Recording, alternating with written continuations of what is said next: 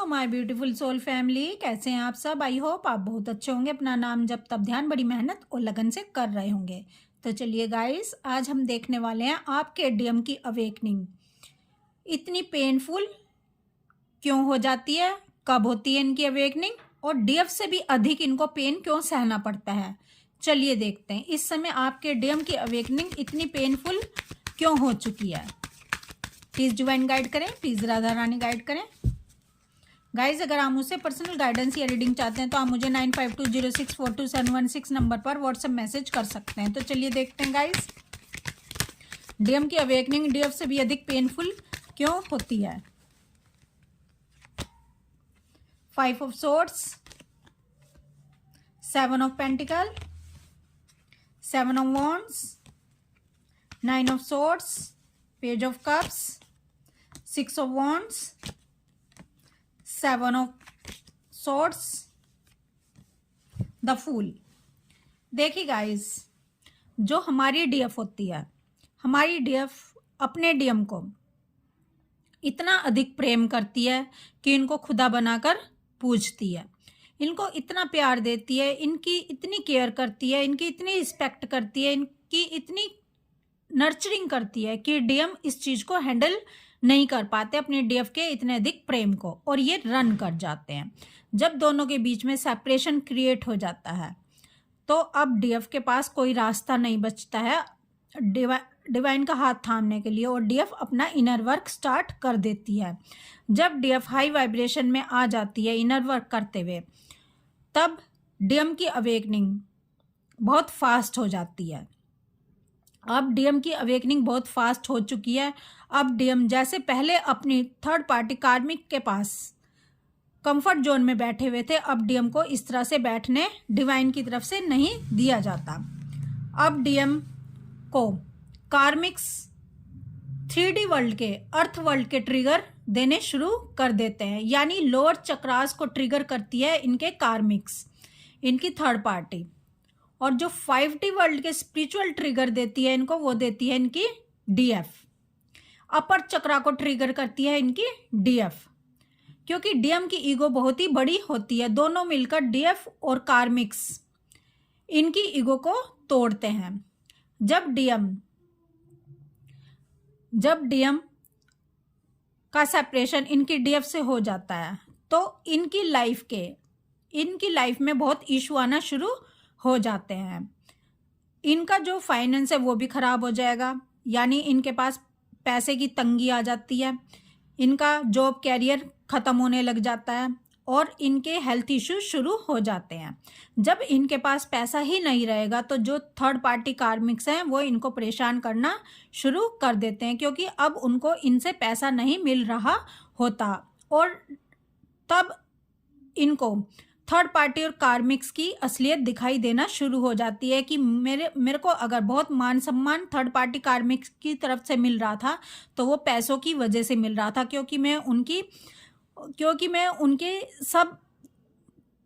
सब जितनी भी ज़रूरतें हैं उनको पूरी कर रहा था, और जब मेरे पास पैसा नहीं है तो आज ये मुझको अपना रंग दिखाना शुरू कर रहे हैं। तो डीएम अब क्या करते हैं, डीएम अब अपनी डीएफ के पास जाते हैं। अब इनको अपनी डीएफ की याद आती है जिससे इनका सेपरेशन हो गया था, जिसको छोड़कर ये अपने थर्ड पार्टी कार्मिक के पास आ गए थे, क्योंकि इनको लगता था कि जो इनकी डीएफ है भाई, वो इनसे कमिटमेंट मांगती है, ठीक है, वो रोना धोना करती है, उसको इनका समय चाहिए, इनसे कमिटमेंट चाहिए, इनसे वादे चाहिए, और हमेशा इनके सामने अपने प्यार के लिए हाथ फैलाती रहती है। यानी मेरी डीएफ तो बहुत ही कमज़ोर है, मेरे को इस तरफ रहने में कोई भी फ़ायदा नहीं है, मेरे को इसके पास रहने में नुकसान ही नुकसान है, तो क्यों ना इसका साथ छोड़ दिया जाए, क्योंकि मेरे को इधर फ़ायदा नज़र नहीं आता है। तो अब डीएम चले जाते हैं थर्ड पार्टी कार्मिक के पास, ठीक है। लेकिन जब डीएफ अवेकनिंग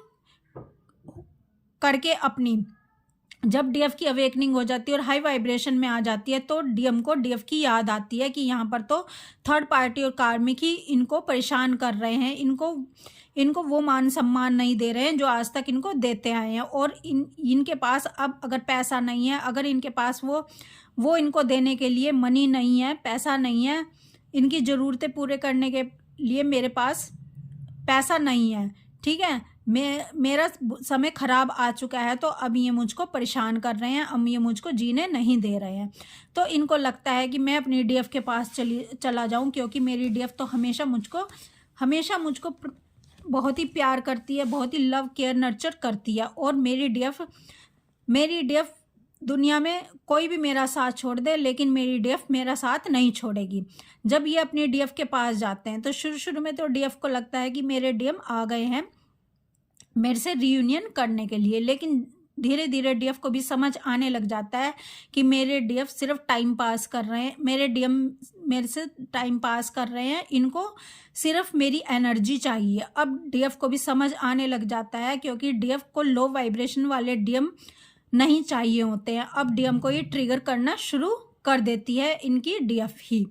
डीएफ जब इनको ट्रिगर करती है तो डीएम को बदलाव क्योंकि बिल्कुल भी मंजूर नहीं होता है। डीएम चाहते ही नहीं है कि डिवाइन के पाथ पर चल सके, और जो डीएफ इनको बार बार ट्रिगर कर रही होती है कि बदल जाओ और डीएफ और डिवाइन के पाथ पर चलना शुरू कर दो। यानी आप ये पहचानना शुरू कर दो, ये जानना शुरू कर दो कि आपको डिवाइन ने किस लिए इस धरती पर भेजा है, 3D वर्ल्ड में आपको किस लिए भेजा गया है। लेकिन डीएम नहीं चाहते हैं बदलना, डीएम नहीं चाहते हैं इस पाथ पर चलना। तो उनको समझ नहीं आ रहा होता है कि मैं जाऊं तो जाऊं कहाँ, क्योंकि अगर मैं अपनी डीएफ के पास आता हूँ तो ये मेरे को बदलाव के लिए मजबूर करती है, ये मेरे को डिवाइन के पाथ पर डालना चाहती है, ये मुझको अपनी तरह बनाना चाहती है। लेकिन डीएम के लिए बहुत मुश्किल होता है, क्योंकि डीएम को यहाँ ईगो की डेथ करनी पड़ती है अपनी। अब अगर ये थर्ड पार्टी कार्मिक के पास जाते हैं तो वहाँ भी इनको चैन से बैठने नहीं दिया जाता। वो इनसे पैसे की डिमांड करते हैं, वो इनसे डिमांड करते हैं कि हमें धन चाहिए, हमें अपनी ज़रूरतों के लिए तुमसे पैसा चाहिए। अब जब डीएम का समय खराब आ चुका है तो अब ये पैसा कहाँ से दें, तो डीएम बीच में फंस जाते हैं। ना तो ये इनको इधर से तोड़ती है इनकी कार्मिक्स थर्ड पार्टी, और इधर से तोड़ रही होती है इनकी डीएफ। तो डीएम को मजबूरन बदलना ही पड़ता है और इनको अपने अवेकनिंग करनी ही पड़ती है। इनको डिवाइन को अपना हाथ थमाना ही पड़ता है मजबूरी में आकर, क्योंकि अब इनके पास कोई रास्ता ही नहीं रह जाता। क्योंकि अब ये ना तो थर्ड पार्टी कार्मिक के पास चैन से बैठ सकते हैं, वो इनको बैठने नहीं देंगे, वो इनको मजबूर करते हैं कि आप पैसा लाओ, आप धन लाओ, आप अपना फाइनेंस अच्छा करो, आप सब कुछ अच्छा करो। लेकिन सब कुछ अच्छा कैसे होगा, क्योंकि जो इनकी हाफ सोल है, जो इनकी डीएफ वो इन्होंने छोड़ दिया। और जब ये अपनी डीएफ का साथ छोड़ देते हैं, यानी अपनी हाफ सोल का साथ ही छोड़ देते हैं, तो ये खुद भी कुछ नहीं रह जाते।